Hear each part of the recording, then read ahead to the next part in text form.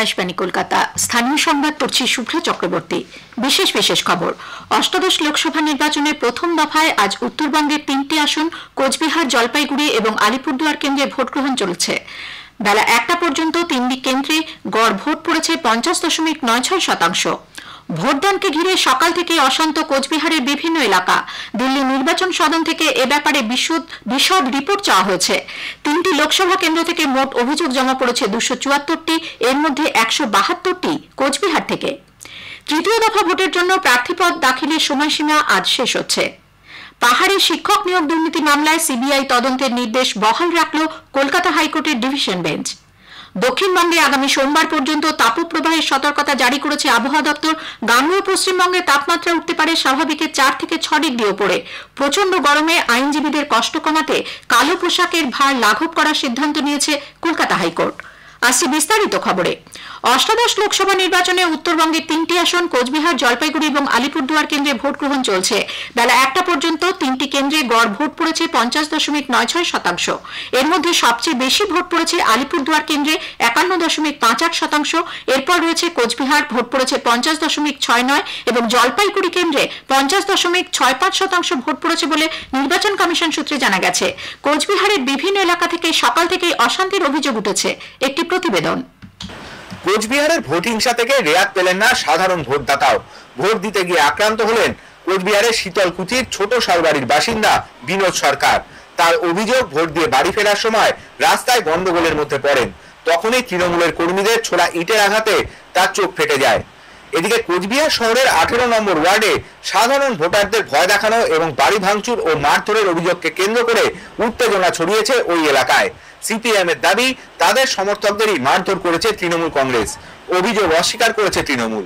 ভোটারদের বাধা দেওয়ার অভিযোগ উঠেছে শীতলকুচিতেও। লোকসভা ভোটের প্রথম দফাতেই রাজনৈতিক সংঘর্ষ, হিংসা, রক্তপাতের পুনরাবৃত্তি সেই কোচবিহারে। ভোট গ্রহণ শুরু হওয়ার আগে থেকেই তৃণমূল কংগ্রেস ও বিজেপির মধ্যে দফায় দফায় সংঘর্ষে উত্তপ্ত হয়েছে এই লোকসভা কেন্দ্রের বিভিন্ন এলাকা। বুথ দখল, ভোটারদের আক্রান্ত হওয়ার সাক্ষী থেকেছেন রাজ্য।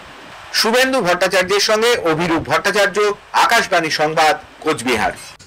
অন্যদিকে জলপাইগুড়ির ডাবগ্রাম ফুলবাড়ি এলাকায় তাদের বুথ অফিসে তৃণমূল কংগ্রেস আশ্রিত দুষ্কৃতীরা আগুন ধরিয়ে দিয়েছে বলে অভিযোগ করেছে বিজেপি। শাসক দল অবশ্য অভিযোগ অস্বীকার করেছে। এই এলাকার বিধায়ক শিখা চ্যাটার্জি শান্তিনগর বউবাজার প্রাথমিক বিদ্যালয়ে 46 নম্বর বুথে তার ভোটাধিকার আজ প্রয়োগ করেন। জেলার 2 ভোটার তাদের ভোট নিয়ে অভিজ্ঞতা জানালেন। চৈতালি ব্যানার্জি, আমি এখানকার নিবাসী জলপাইগুড়ি। আমরা এখানে ভোট দিতে এসেছি। খুব নিরিবিলি পরিবেশ, খুব শান্ত পরিবেশ, খুব সুন্দরভাবে ভোট হচ্ছে, কোনো অসুবিধা হয়নি। আমরা সবাই খুব খুশি। আমার নাম দেবকুমার ভর। খুব ভালো ভোট। জলপাইগুড়ি চিরকালই শান্তিপূর্ণ এলাকা। সবচেয়ে বড় ধন্যবাদ দেব প্রশাসনকে, ভীষণ ভালো ব্যবস্থা করেছে। আলিপুরদুয়ারেও ভোট চলেছে শান্তিতে। আলিপুরদুয়ার বিধানসভা কেন্দ্রের একাধিক বুথে ইভিএম খারাপ হয়ে যাওয়ায় সকাল 8:30 পর্যন্ত ভোটদান স্থগিত থাকে, পরে অবশ্য আবার তা শুরু হয়। এদিকে দিল্লিতে নির্বাচন সদন থেকে রাজ্যের মুখ্য নির্বাচন আধিকারিকের কাছে কোচবিহারে এত বেশি সংখ্যক অশান্তির কারণ জানতে চাওয়া হয়েছে। পরিস্থিতি নিয়ন্ত্রণে মুখ্য নির্বাচন আধিকারিক কি পদক্ষেপ গ্রহণ করেছেন তাও জানাতে বলা হয়েছে সংশ্লিষ্ট দপ্তরকে। এখনো পর্যন্ত 3টি লোকসভা কেন্দ্র থেকে মোট অভিযোগ জমা পড়েছে 274টি, এর মধ্যে 172টি কোচবিহার থেকে। এ পর্যন্ত 74টি অভিযোগের নিষ্পত্তি হয়েছে বলে জানা গেছে। তৃণমূল কংগ্রেস আক্রমণ করলে তার যোগ্য জবাব দেওয়া হবে বলে বিজেপি জানিয়েছে। কলকাতায় আজ এক সাংবাদিক বৈঠকে দলের রাজ্যসভার সাংসদ শ্রমিক ভট্টাচার্য বলেন, বিভিন্ন জায়গায় তৃণমূল কংগ্রেস তার স্বভাবসিদ্ধ পদ্ধতিতে আক্রমণের চেষ্টা করলেও তা প্রতিরোধ করা হয়েছে। কোচবিহারের দিনহাটায় এতদিন নির্বাচনে ধারাবাহিকভাবে সন্ত্রাস চললেও এবার মানুষ প্রতিরোধ করে তুলেছেন। নির্বাচন কমিশনের দৃষ্টি আকর্ষণের জন্য নিজেদেরই কার্যালয়ে তৃণমূল কংগ্রেস গতরাতে আগুন ধরিয়ে দেওয়ার চেষ্টা করেছিল বলে তিনি অভিযোগ করেন। এদিকে পশ্চিমবঙ্গের রাজ্যপাল সিভি আনন্দ বোস বলেছেন, তিনি নির্বাচন প্রক্রিয়া কোনো রকম হস্তক্ষেপ করছেন না, তবে রাজভবনে খোলা প্রেসরুমে আসা ভোট সংক্রান্ত অভিযোগগুলি নির্বাচন কমিশনের কাছে যতটা দ্রুত সম্ভব পাঠিয়ে তা সমাধানের চেষ্টা করছেন। And as governor, I do not interfere in the election process.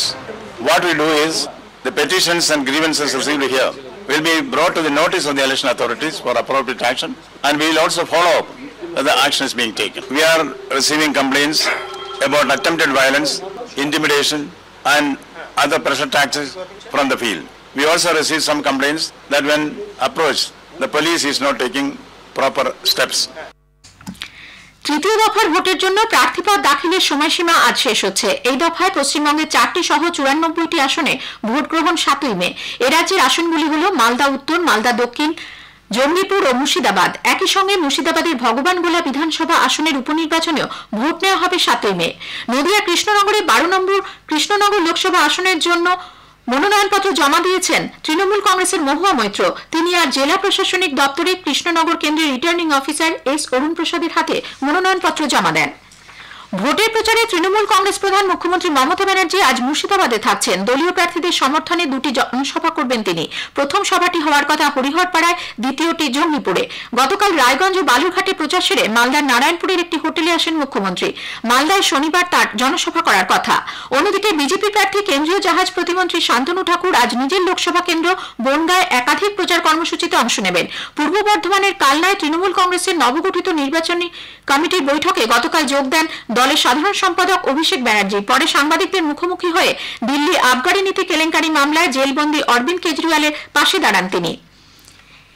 এদিকে পুলিশ দিয়ে মিছিল আটকানোর অভিযোগ করেছেন পুরুলিয়ার বিজেপি প্রার্থী জ্যোতির্ময় সিং মাহাতো। তার দাবি, বলরামপুরের রাঙাটিতে কর্মী সমর্থকদের নিয়ে চা চক্রে যাবার সময় পুলিশ তাকে আটকায়। জানা গেছে বিজেপি প্রার্থীর সঙ্গে প্রায় 60টি মোটর বাইক ছিল।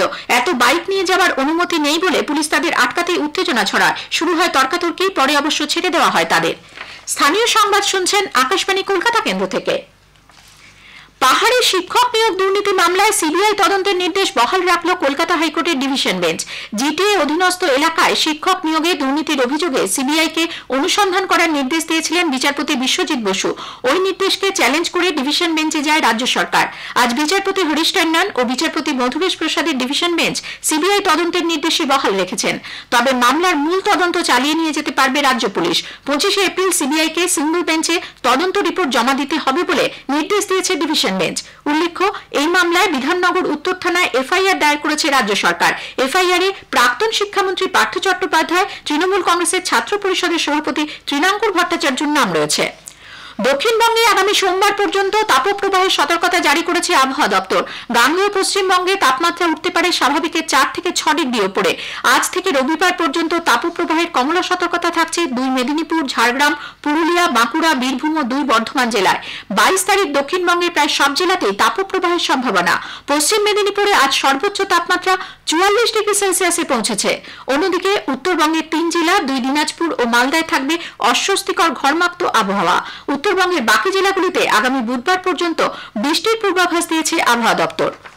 প্রচন্ড গরমে আইনজীবীদের কষ্ট কমাতে পোশাকের ভার লাঘব করার সিদ্ধান্ত নিয়েছে কলকাতা হাইকোর্ট। আজ এক বিশেষ বিবৃতিতে হাইকোর্ট জানিয়েছে, এই আবহাওয়ায় আপাতত আইনজীবীদের কালো সামলা পরতে হবে না। কালো রং এবং বহরের জন্য গরমে অস্বস্তিতে পড়তে হচ্ছে বলে আইনজীবীদের একাংশ আবেদন জানিয়েছিলেন। সেই আবেদনে প্রধান বিচারপতির সম্মতি জানিয়ে বিবৃতি প্রকাশ করা হয়েছে। আগামী জুন মাসে আদালতের গ্রীষ্মাবকাশ শেষ হওয়া পর্যন্ত এই নির্দেশ কার্যকর থাকবে।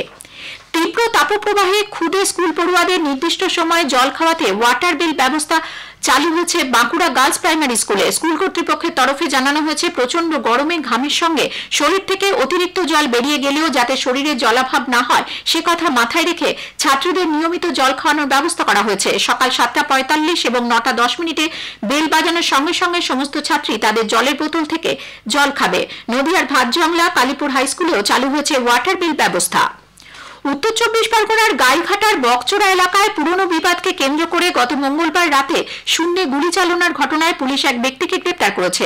গোপালনগর রামচন্দ্রপুরের বাসিন্দা গৌতম মজুমদারকে আজ বনগাঁ আদালতে পাঠানো হয়েছে। উল্লেখ্য, গুলি চালনার ঘটনার প্রতিবাদ জানিয়ে মঙ্গলবার রাতেই রাস্তা অবরোধ করেছিলেন স্থানীয় বাসিন্দারা। তাদের অভিযোগ, এর আগেও বকচোরা এলাকায় গুলি চালনার ঘটনা ঘটে। নদিয়ার কৃষ্ণনগর রাজবাড়িতে ঐতিহ্যবাহী বারোদোলের আজ সূচনা হয়েছে। রাজা কৃষ্ণচন্দ্রের আমল থেকে এর শুরু। দূর দূরান্ত থেকে বহু মানুষ রাজবাড়িতে বারোদোল দেখতে ভিড় জমিয়েছেন। এই উপলক্ষে বসেছে মেলাও। মেলাটি 260 বছরের পুরনো। শেষ করার আগে স্থানীয় সংবাদের বিশেষ কিছু অংশ আরো একবার। অষ্টাদশ লোকসভা নির্বাচনের প্রথম দফায় আজ উত্তরবঙ্গের 3টি আসন কোচবিহার, জলপাইগুড়ি ও আলিপুরদুয়ার কেন্দ্রে ভোট গ্রহণ চলছে।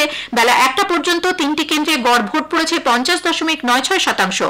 ভোটদানকে ঘিরে সকাল থেকে অশান্ত কোচবিহারের বিভিন্ন এলাকা। দিল্লি নির্বাচন সদন থেকে এ ব্যাপারে বিশদ রিপোর্ট জানতে চাওয়া হয়েছে। 3টি লোকসভা কেন্দ্র থেকে মোট অভিযোগ জমা পড়েছে 274টি, এর মধ্যে 172টি কোচবিহার থেকে।